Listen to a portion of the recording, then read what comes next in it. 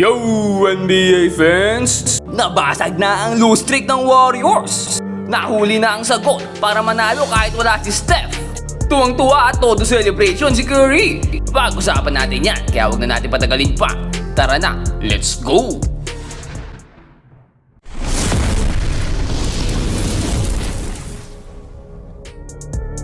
At ayun nga no, isang magandang play agad mula sa Warriors pagsimula ng laro.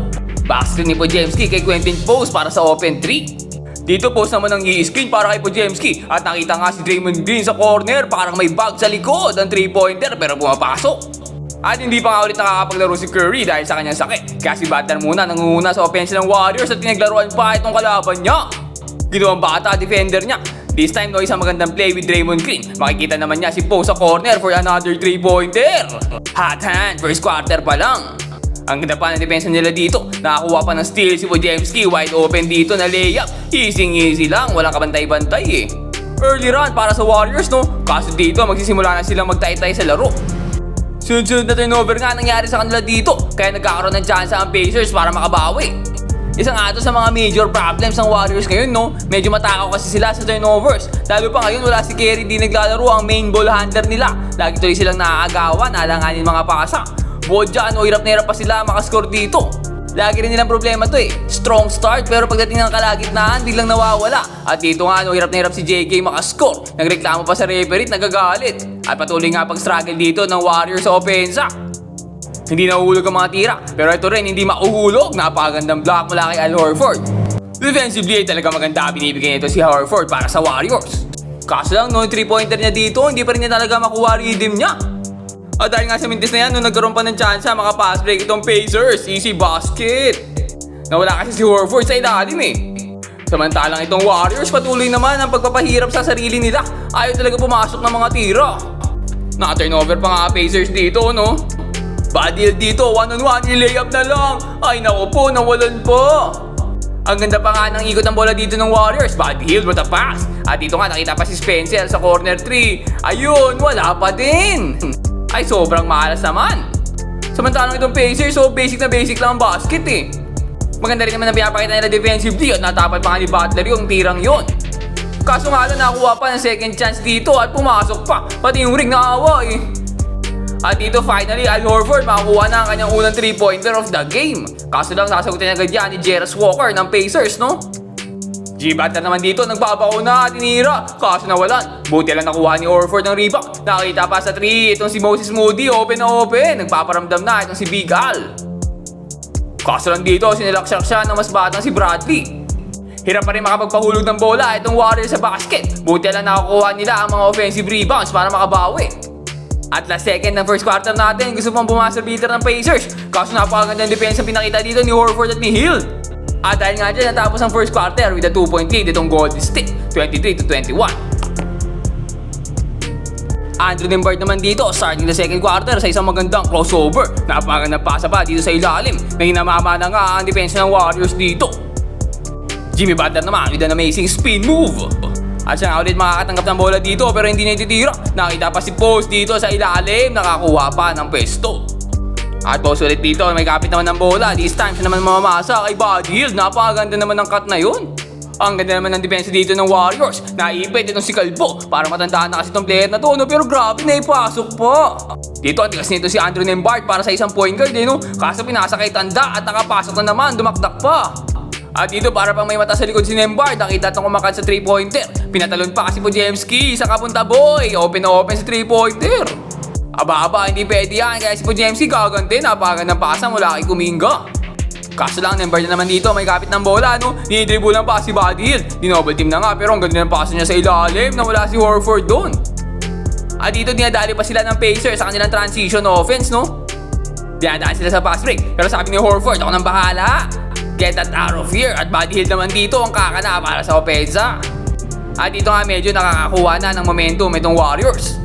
Pinapangunahan nga sila nito si Jimmy Butler at sumasalaksak na. Butler ulit may tangan ng bola dito. Napakagandang crossover, iwan ng bantay. Sumabay ka pa. Anong height mo? Ang lakas talaga sa ilalim ito si Jimmy Buckets. Pero ito si Kuminga din, no? Mukhang natututo na kay Butler. Ang ganda naman nun, ang gandang depensa pero mas better yung offense niya. Kaso lang sasagot dito yung si Jarrett Walker ng kanyang 3-pointer na wala bantay. At bago matapos ng second quarter, ito si Booker, napakaganda depensa kay Butler. Rejected ka, boy! Dahil nga dyan, kahit pa paano, bumaba ng 7, kalamangan dito ng Warriors pagpasok natin ng halftime. At pagpasok natin ng third quarter, Andrew Nembhard simulan agad ng 3-pointer. Sinusubukan palitin kalamangan dito ng Golden State. At dito nga papasewin pa niya si Quentin Post. Pinakita ka ng kanyang crossover 3 po sabay step back 3-pointer. Back to back 3 mula kay Nembhard. Sasamahan pa ng corner 3 nitong si Shepherd. At ayun na nga, tatatlo na lang kalamangan dito ng Warriors. At ito po, naku, niyagdagan pa ni Tanda ng kanyang dress din. Tie ball game dito, no? Pero ito na si Jimmy Butler, sumasalaksak na. Dito sa subok pa sana ng isa, kaso lang nawalan. Nabigyan nga ng chance dito sa fast break ng Warriors. Nagmamadali si Kuminga, nakita si Butler na dumadrive, nakakuha ng layup. Para nagkakape pa sa ere, ito si Jimmy Butler, no? At ito nga ang ganda ng depensa sa kanya, dalawa nabantay niya pero naipasok pa din. Kaso lang, itong si Tanda na naman na tumira. Naupo, naawa pa ang ring. Matanda na kasi kaya kinawaan eh. Pagandang pasa pa noon sa ilalim. Natutulog ata, depensa dito ng Warriors eh. At ito nga si Jarvis Walker sumasulaksak pa dito kay Horford. Ginagamit ang pagkabata niya. Ay syempre, hindi papayag si Horford niyan. Hindi mo pwedeng ginaganyan ng veteran. Kaya dito kinakabahan na, nanginginig-ginig po. Pero dito pinakitaan siya ni Moses Moody harap-harapan. 3-point play plus the foul. Grabe, 4-point play yun. Hype na hype si Gary dito, todo celebrate talaga. At dahil nga dyan natapos ang ating third quarter with a 10-point lead itong Warriors bago pa nakalayo eh. At nagpatuloy nga momentum nila sa fourth quarter. Ang gandang cut dito ng rookie na si Will Richard. At dito napakagandang sundot pa mula kay Jimmy Butler. Nasundot mula sa likod. Ito nga nabigyan nga ng pass break ito si Butler at ayun, sinalipak na. Nagpatuloy nga pagkatake dito ng Warriors. Jimmy Butler nakita si Horford sa corner for the 3. What a play!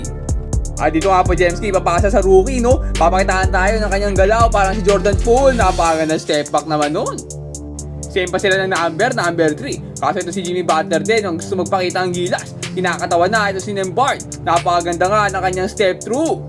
Sobrang tigas mo naman, idol. At ito nga nakita naman si Horford, another 3 na naman. Nag-iinit na nga itong Warriors, hindi na mapigilan ang kanilang offense dito. At ito pa, napakagandang give off. At dito, floor general ng Warriors na si Draymond Green. Napakagandang pasa ulit na dito kay Will Richard naman. At pinakitaan na tayo ng kanyang lakas, naglalilibron pa. And for Jemski again dito, magpapakita ang gilas na, tambak-tambak na Pacers dito. Kaya dinidribulan na lang niya, sabay pull up sa 3. Hindi pa naman sumusuko ang Pacers dito, no? Kaso lang, ang ganda talaga ng pinapakita ng defense dito ng Golden State. Sa ating fourth quarter of action, napakagandang bounce pass pa mula sa rookie. At dito, nakasteal pa nga ito si Will Richard. Nag-iisa na, napakaganda kasi medyo nabitin yung dunk na yun. At hindi na nga nakabangon dito muli ang Indiana. Dito na nga sinecure ni TJD ang panalo para sa Warriors. At tapos nga ang laro sa score na 114-83 in favor of the Golden State Warriors. At syempre ang ating player of the game walang iba kundi si Jimmy Butler. Sa kawalan ni Steph Curry ay siya nga naging focal point sa offense nitong Golden State. Bago pa nakuha nitong Warriors ang timpla ng laro nila kapag wala si Steph. Ngayon kahit pa paano makakapalag na itong Warriors kahit walang Steph Curry. At ayun nga ang kanilang pang-anim na panalo this season. Next game nila mabigat-bigat kalaban nila ang defending champions na OKC. Comment down below ng Get Well Curry para sa mga gusto makita si Curry dyan maglaro against sa Oklahoma. And mag-subscribe ka na rin sa ating channel para lagi kang updated sa mga latest NBA happenings. Ayun lang for today. Peace out and God bless.